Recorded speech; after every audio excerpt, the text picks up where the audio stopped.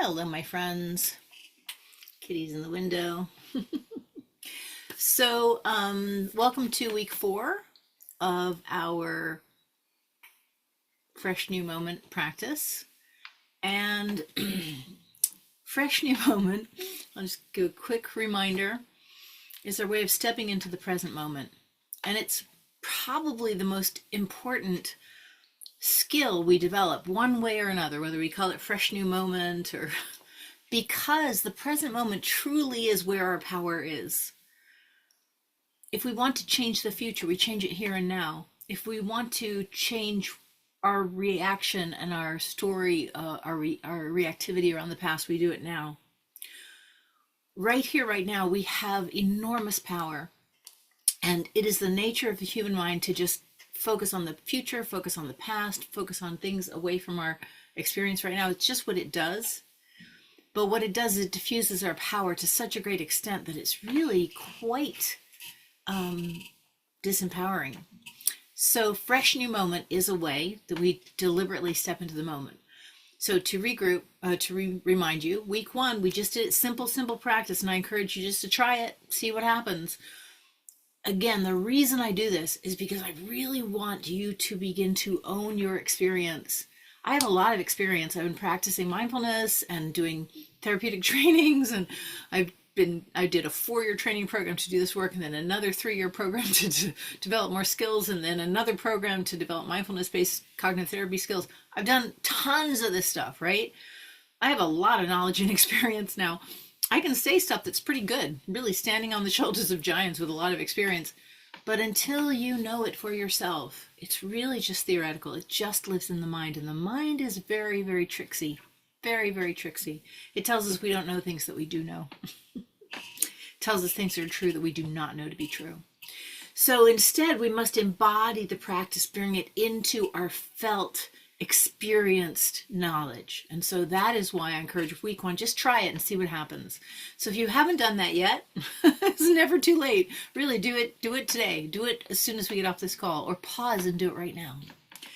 Just go, hold on. Fresh new moment.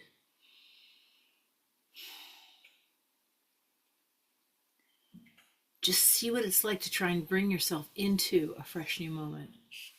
And you might discover it to be quite challenging, but quite challenging doesn't mean impossible or not good, right?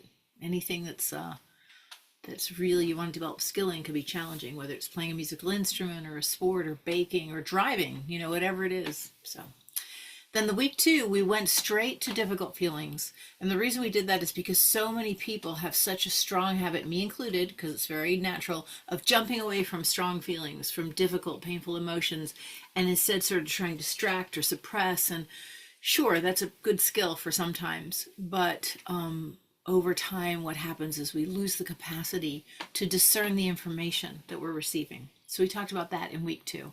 And I did a couple of supplemental things where we talked about physical discomfort also, or pain, okay? Then in week 3, we did the real work of Blissipline, which does require a foundation, but it is the real work of turning towards what we want. Turning towards what we want. What do I want? What do I want? That's the important thing. Not what do I hate, not what is this stupid situation like, not how long has it been like this, not what happened in my childhood, but what do I actually want? What do I want to create? What do I want to experience? What relationships do I want to nourish? What changes do I want to make come true?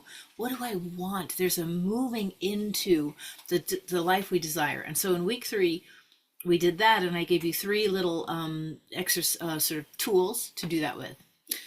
And this is all, of course, in the post, which I will put here again.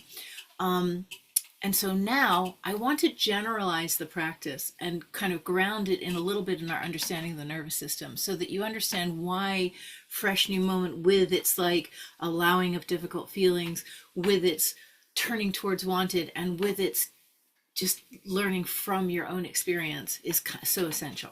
Okay? Long-winded intro. So, my friends, you are a being with a nervous system.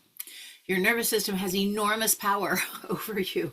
Okay, enormous power. I'll talk about that in just a minute. Your nervous system, if you think about it like this, your nervous system is designed to keep you alive. And there are things that we think we have control over, which are actually part of the autonomic nervous system. And what that means is sometimes it'll let us appear to control it until for some reason it decides we are no longer trustworthy. For example, try holding your breath, right? Now, I don't have to explain to you, you try holding it. And then at some point, it gets really, really hard. And then at some point, you just breathe. Now, here's the thing. Do you breathe? Not really. The autonomic nervous system breathes you. It breathes you so you don't die. That's what the autonomic nervous system is like. It's this fundamental thing that will take over when it perceives you to be in danger. And you cannot not breathe. People train themselves to be really good at diving and stuff. But if, for example, you should somehow manage to hold your breath until you passed out, then your autonomic nervous system would breathe you. So I don't even know if that's possible, actually. That's an interesting question. Does anybody... I don't know that we need to know that. The point is this is the system we're dealing with.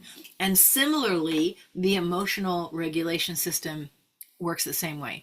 So what we have is we have all these things within the body that generate like chemical shifts that make us behave and act in certain ways in order to survive.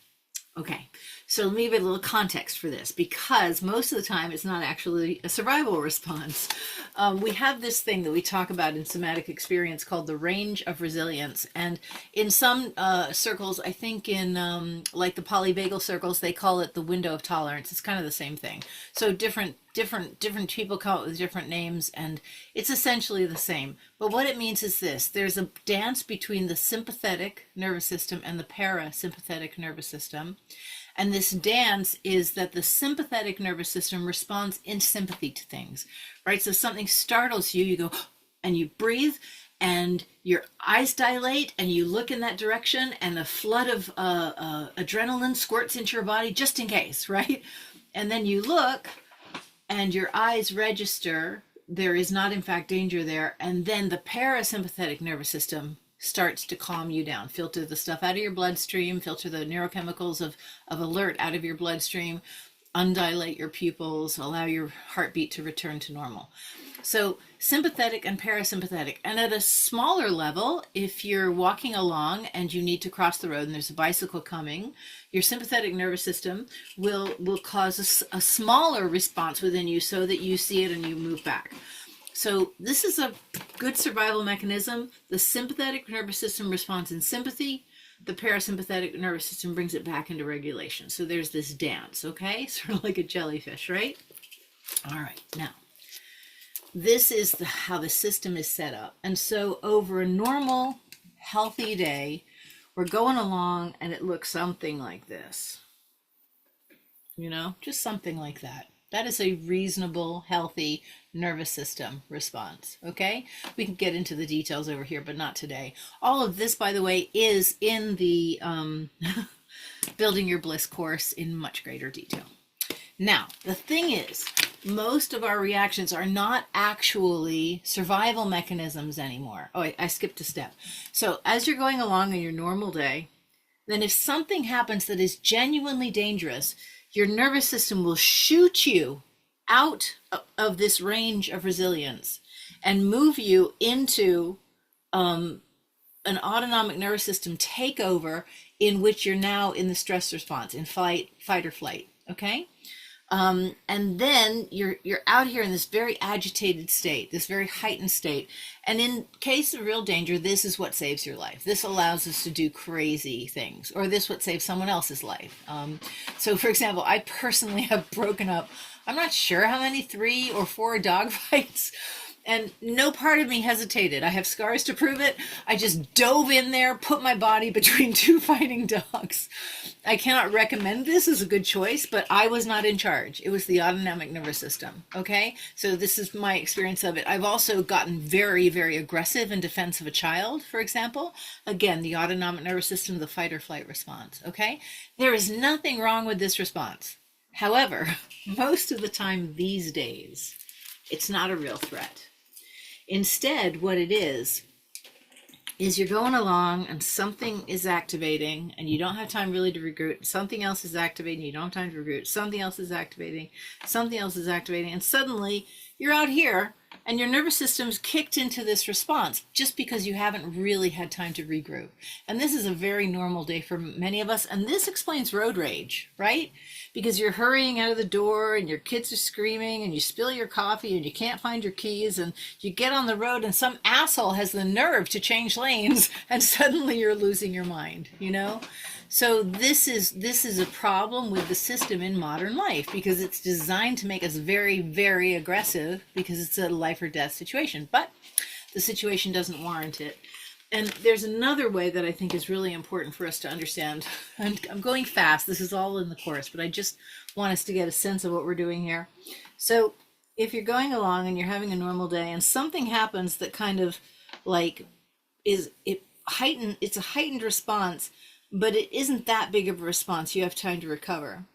But what happens is many of us are running at a kind of a high level of stress. So instead of this, our situation looks more like this.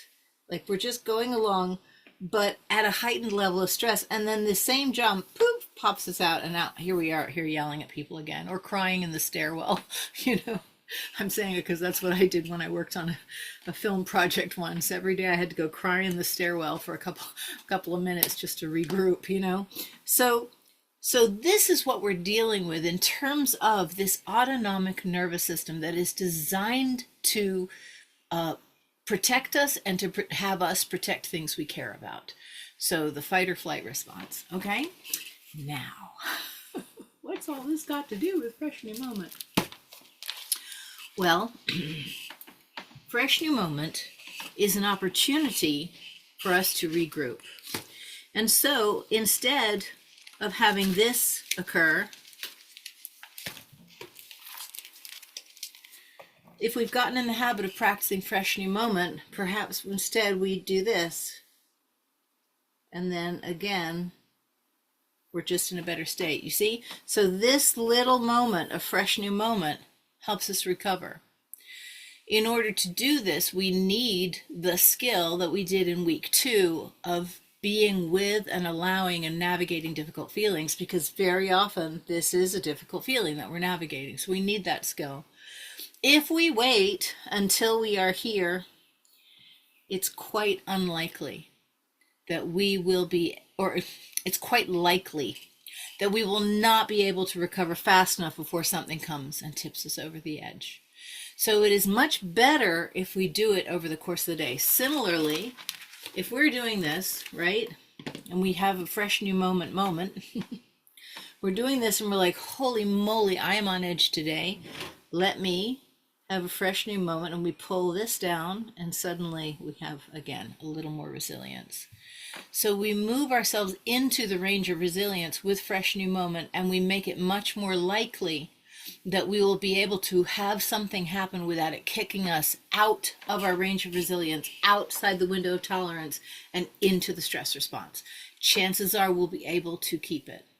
We'll be able to stay within the range. Okay? Oops. Hold on.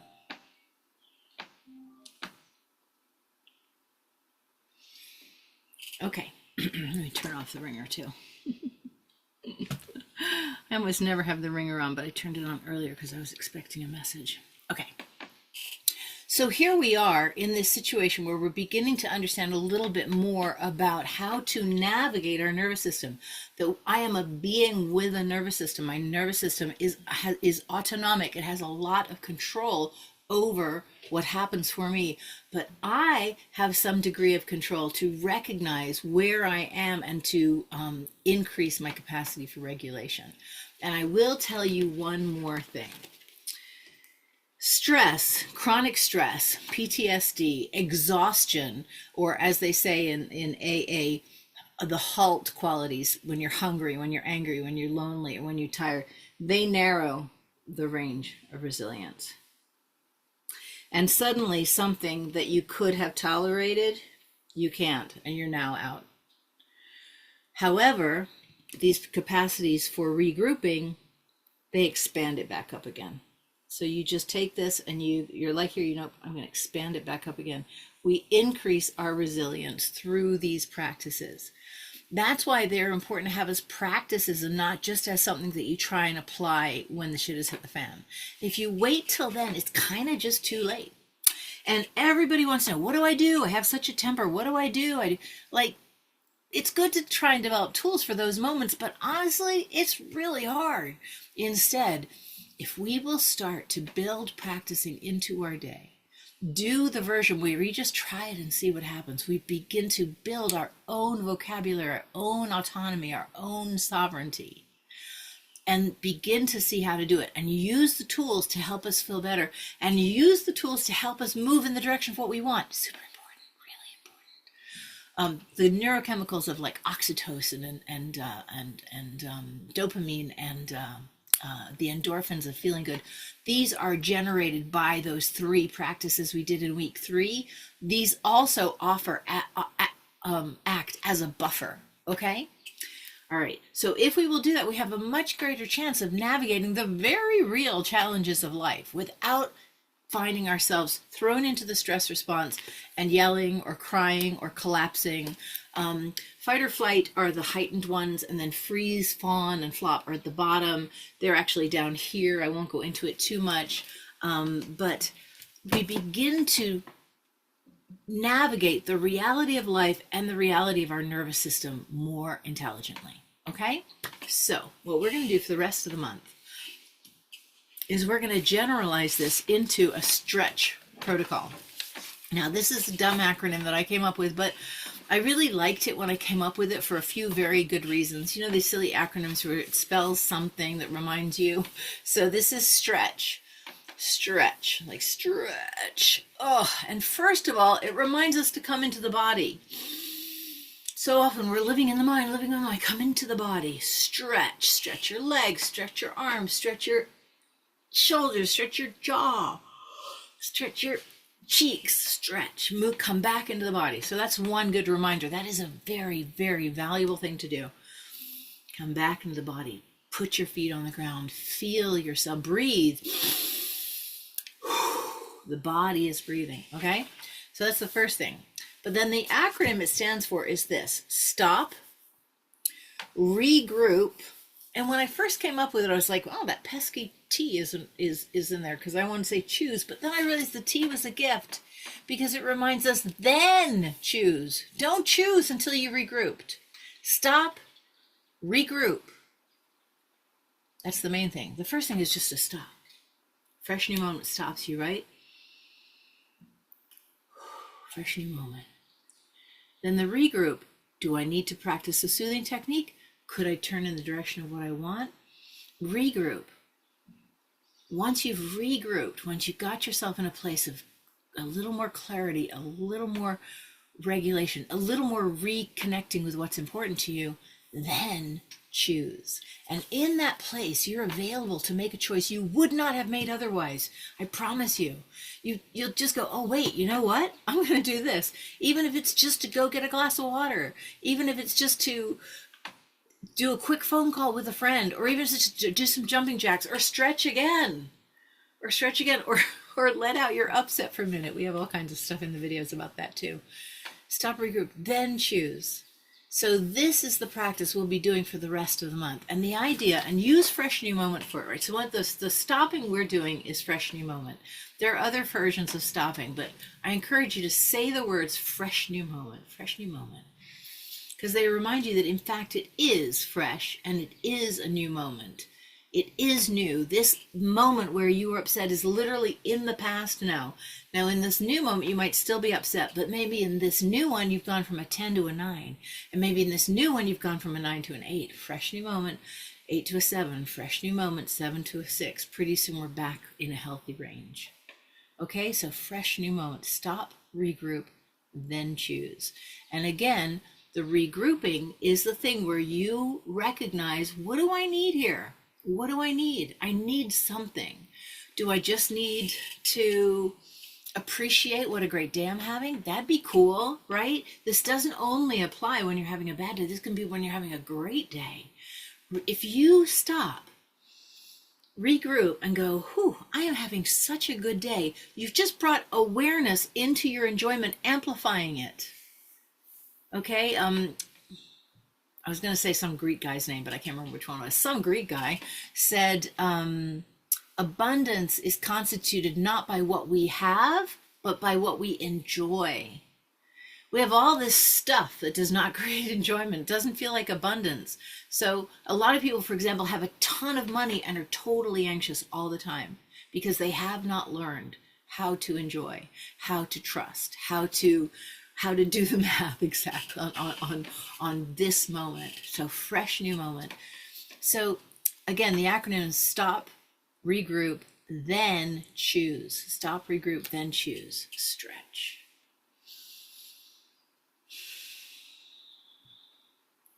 Okay. Any thoughts or questions? Post them below. And if you want to join the Building Your Bliss course and the Blissipline community, just go to marycordelia.com and it's right there on the front page. And together we are increasing day by day by day by day our capacity to navigate the very real waves of life with possibly the skill and wave of a guy who's out surfing or a gal who's out surfing who's like, oh my God, these waves are awesome. Maybe, just maybe. Okay? I never want to diminish suffering. I really never want to diminish suffering, but I do want to remind us that as we develop more skill, our suffering diminishes greatly. Because while pain is real and while difficulties are real and challenges are real and unhappiness are real, all these things are real, suffering is layered on top of that and massively amplified by the mind. Massively amplified by the mind. And in these practices, we find our way back to a moment where we can actually be present with what is in a more skillful way. Surfing the waves of life. All right?